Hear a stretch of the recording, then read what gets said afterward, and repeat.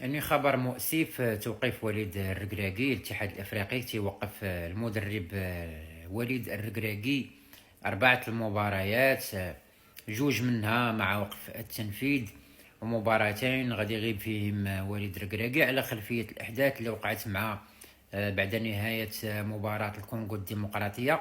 يعني الركراكي مشى عند العميد ديال الفريق اللي قام بديك الاستفزازات. يعني هاد العقوبة هادي جات يعني عشيه ديال الماتش ديال ضد المنتخب الزامبي، و يعني تصبنا تاهلنا، عندنا 4 ديال النقاط.